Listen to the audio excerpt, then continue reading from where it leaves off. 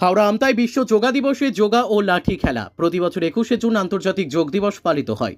এই দিনটি উদযাপনের উদ্দেশ্য হলো যোগব্যায়াম সম্পর্কে মানুষকে সচেতন করা এবং যোগব্যায়াম করতে উৎসাহিত করা।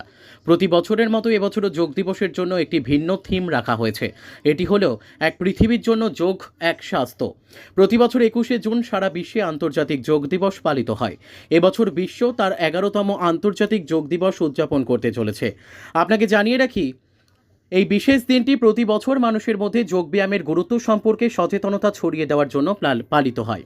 2015 সালে দেশে প্রথমবারের মতো আন্তর্জাতিক যোগ দিবস পালিত হয়েছিল, যা প্রধানমন্ত্রী মোদী 27শে সেপ্টেম্বর 2014 তারিখে জাতিসংঘের সাধারণ পরিষদে তার বক্তৃতার সময় প্রস্তাব করেছিলেন। এই প্রস্তাবটি 11ই ডিসেম্বর 2014 তারিখে অনুমোদিত হয়েছিল এবং 21শে জুনকে আন্তর্জাতিক যোগ দিবস হিসেবে বেছে নেওয়া হয়েছিল।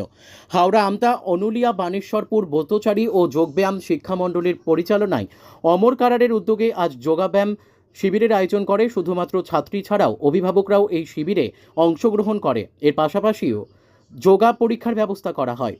প্রায় 50 জন ছাত্রছাত্রীরা এই পরীক্ষায় অংশগ্রহণ করে। এই অনুষ্ঠানে উপস্থিত ছিলেন বিশিষ্ট সমাজসেবী অশোক ধারা, অল ইন্ডিয়া যোগা কালচার ফেডারেশনের সম্পাদক নরেশ পাত্র ও সহকারী সচিব পলাশ সরকার সহ বিশিষ্ট ব্যক্তিগণ। ব্যুরো রিপোর্ট, আমাদের টিভি।